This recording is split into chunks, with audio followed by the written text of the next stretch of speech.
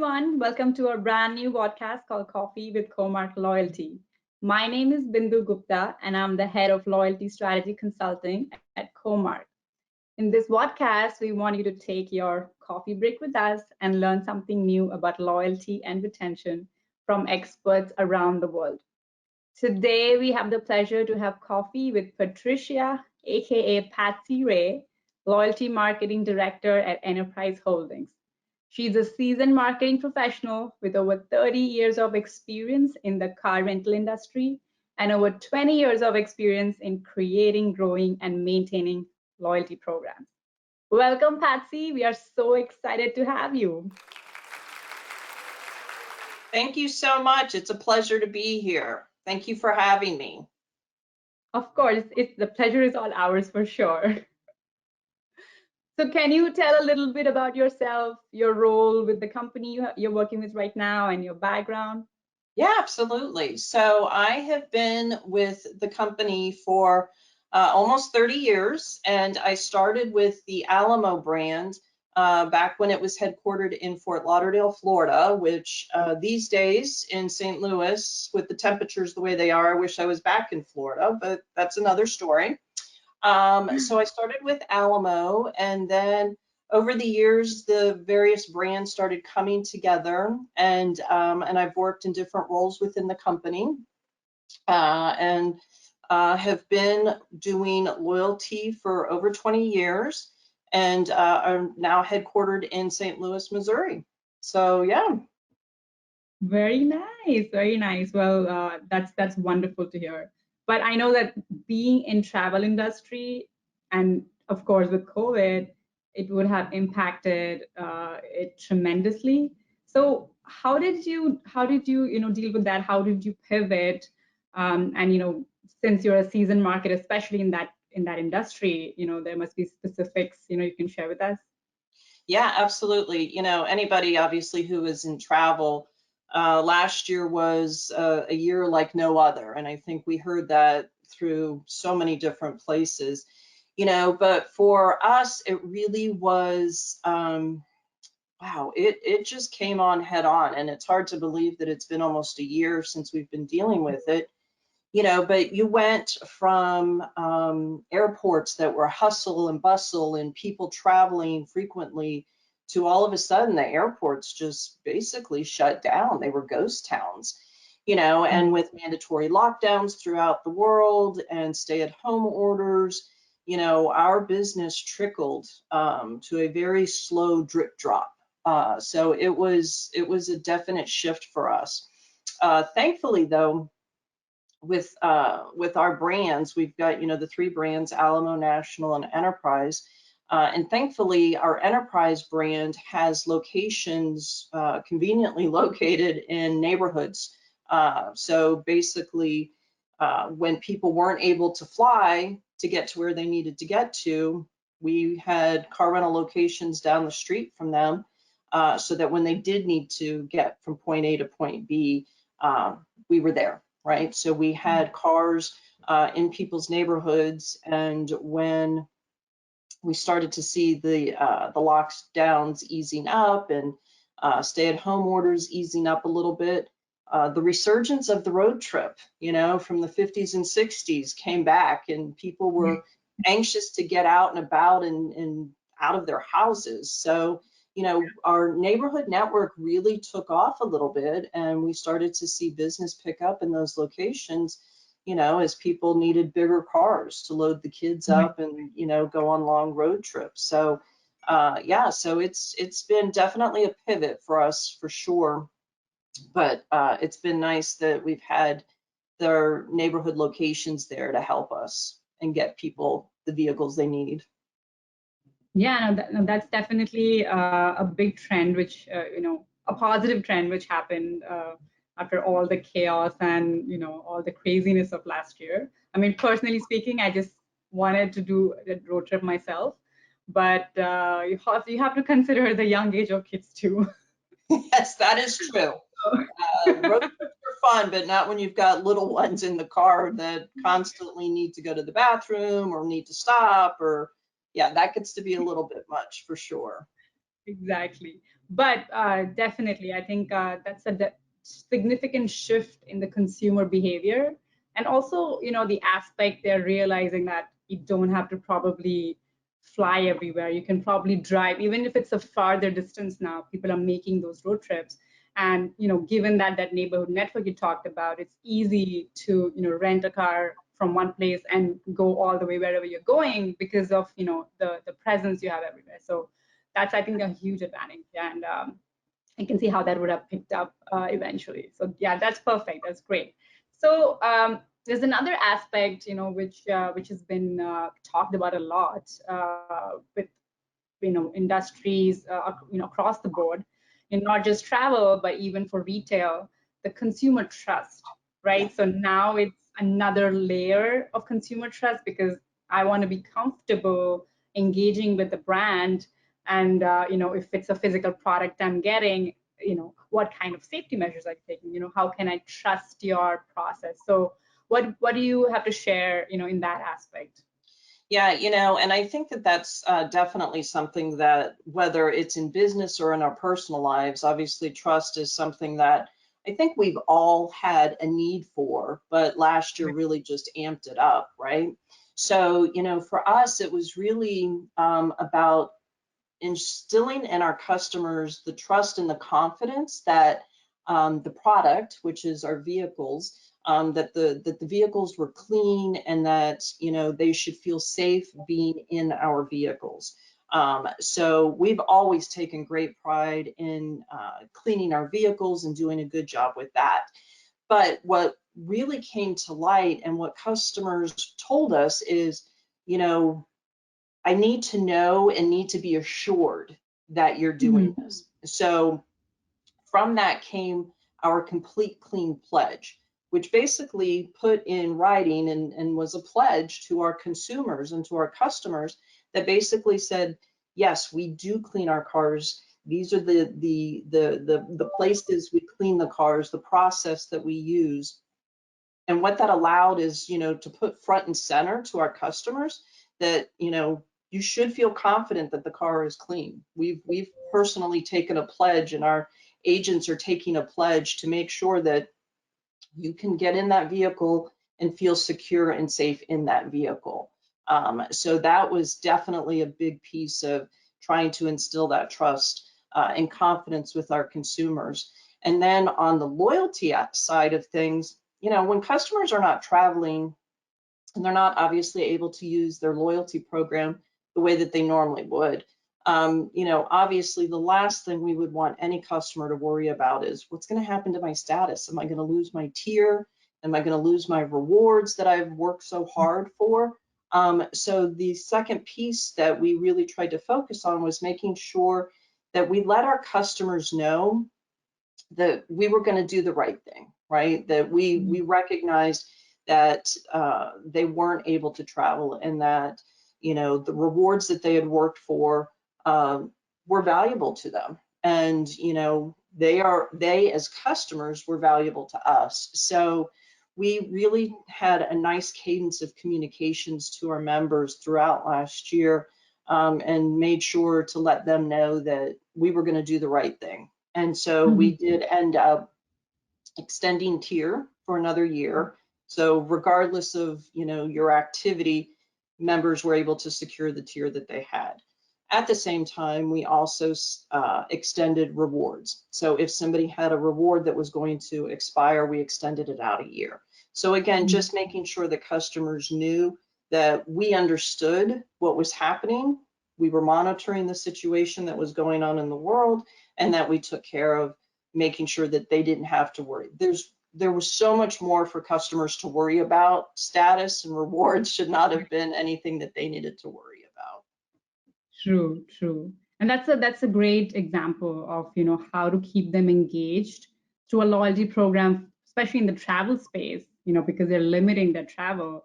How can I ensure that when it's back to normal again, knock on wood, that we can we can, go back to the way things were. So that's a great example. And I've seen, even for airlines and others in the travel space and hotels, how they're kind of pivoting the activities to reward them for, right? So if it's not specific to their own product, but maybe it's something related to their current situation. So which is acknowledging exactly what the customer is going through today. So I think that's definitely a great example of how to be customer centric, Absolutely. and yeah, and as a brand, you're definitely proving that, and I think it's a great learning for others in the industry as well.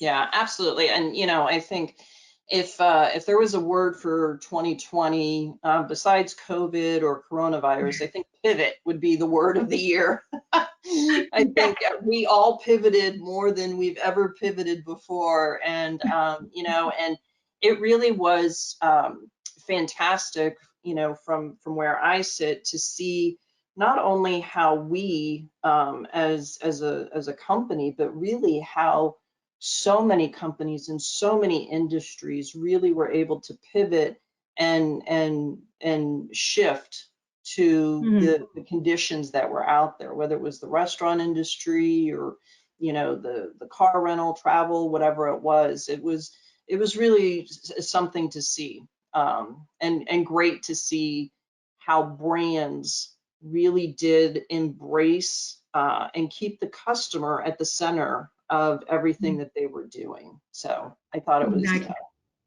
Yeah, fantastic. and those brands you talk about, and which actually did that, the pivot, right, and focused on the customer, they are the ones who are going to succeed, going forward. But there are also brands which didn't, and it just led to failure, right? So at the end of the day, I feel like 2020 helped brands really focus on the pain points of the customer, because it's also something personally, everybody was going through. So it's like common factor which kind of tied everybody together. So for me, I feel it depends on how the brand made you feel at the end of the day, more than all the other discounts or any other kind of transactional relationship you're having with them. So I, Yeah. I feel definitely that is something which can continue, right, going forward. Yeah, absolutely. And I think you're absolutely right. When we recognize that the transactional piece of our business was obviously not at the levels that we were used to, it's okay, how can we engage with our customers in new ways, right? How do we keep them engaged with us as a brand and stay top of mind with them when they're not traveling, right? Business travel was cut way back. Leisure Right. travel obviously was deeply impacted. So, staying top of mind and staying relevant to our Mhm. customers was something that, we really took seriously and really wanted to make sure that our customers knew, hey, we're here, we're ready when you're ready, right? We're here, we're ready. So when you need to get from point A to point B and either don't have your own vehicle or maybe you need a larger vehicle, we're Mhm. here to take care of you. So yeah, Yep. it's been a great learning across the board for sure. Yes, yes, for sure. So, talking about that, what do you think, is going to be the biggest opportunity, or maybe a big challenge going forward? Because there are obviously a lot of things everybody's doing, but what now that has become the norm, right? So consumers also expect that as a baseline.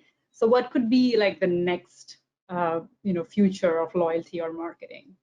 Yeah, it's an interesting question, and I really do think that the challenge and the opportunity are really closely tied together, and you kind of hit right on it. And that is, as lockdowns ease up, as stay-at-home orders ease up, as the vaccine continues to get out there, obviously travel will pick up. Um, you Mhm. know, will it get back to pre-COVID levels? Yes. How long will that be? Probably years. Who knows, right? So I think the biggest challenge for us is how do we make sure that our programs are staying relevant to today's Mhm. consumer, right? To the behaviors.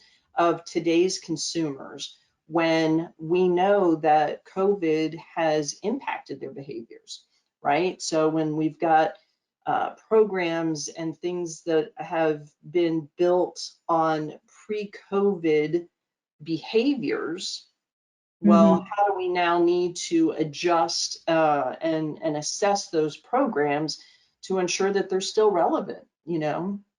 Yeah. Because obviously behavior post-COVID is very different than it True. was just a year ago. So I think, you know, the challenge is how do we, and the opportunity is how do we keep our programs relevant given a shift in consumer behavior, while at the same time making sure that, you know, we sort of future-proof it as well.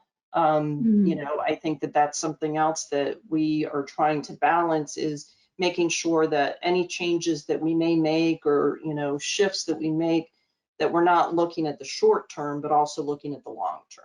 So I think it's definitely something that all companies are doing, you know, and but it's definitely a challenge. Yeah, I agree. And I love the fact that you said you need to think, you need to future proof it. You know, that's the key, because God forbid there is another of 2020. But you know, we know that we can do it. We know that we can pivot and while Absolutely. socially distancing, another word of 2020, you know, that we can you know handle it if we focus on the right elements. That's again, you know, what you said exactly, that you need to focus on the customer, and when you are ready, we are ready.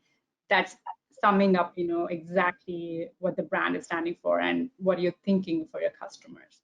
Yeah, and I Amazing. think that that's the thing, is that, you know, we have all been so focused on, you know, what's happening now and what's happening in the next few months, because I mean, really, that's what 2020 came to, right? We just, nobody was sure what was going to happen in the next, you know, 6 months. So we were having to pull back and think and look closer in. So, you know, I think it's going to be sort of trying to recalibrate, if you will, and thinking a little bit further ahead, Mhm. but not so far out that we lose sight on, to your point, things can happen, and you know, let's hope that there's not a second or a third round of COVID. Yes, you know, but it definitely could happen. And if it's not COVID, if it's something else, you know, I think that Right. that's the other thing, is just keeping in mind that, you know, we need to be a little bit more fluid and able to pivot to whatever the situation might be. So Exactly. Well, that's amazing. I think that's a lot of great insight you shared with us. Thank you for doing that. But we're not done yet. We have our fun challenge. I'm going to throw 10 questions at you, rapid fire, okay, and set a timer for 1 minute. all right, So let's go through all, you know, let's get all of them, right? All right, okay, you look ready. I You think look I'm ready. ready. All right, I'm gonna start right now. Only milk or only sugar in your coffee? Sugar. SUV or convertible? SUV. Instant rewards or tier status? Ooh. Instant. Tap card to pay or mobile pay? Mobile. Free delivery or same day delivery? Free. Beach vacation or ski vacation? Oh, definitely beach. Uh, use your miles more frequently or save for a big vacation? Oh, definitely use my miles more frequently. Email or SMS? SMS. Free loyalty program or paid loyalty program? Definitely free.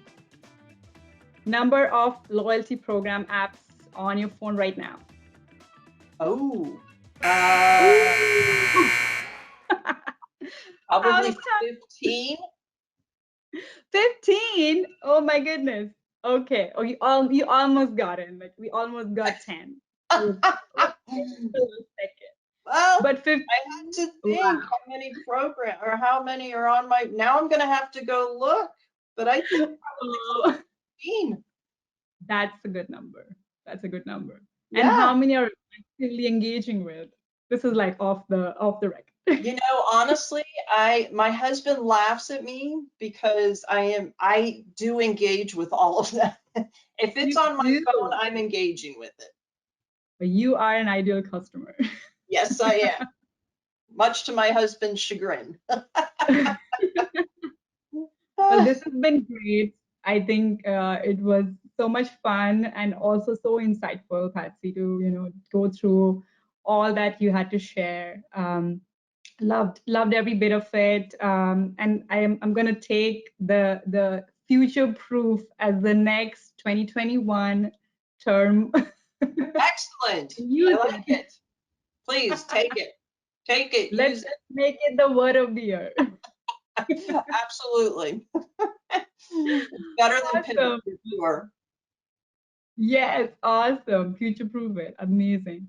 And we definitely would love to have you back, whenever you have the time. I think there's a lot, you have to share with us. You have so much experience, there's so much we, marketers can learn from you. So, definitely let's keep it on the books for some time soon. Absolutely. And thank you so much for having me. It was great talking. And here's hoping that 2021 is a great year for all of us.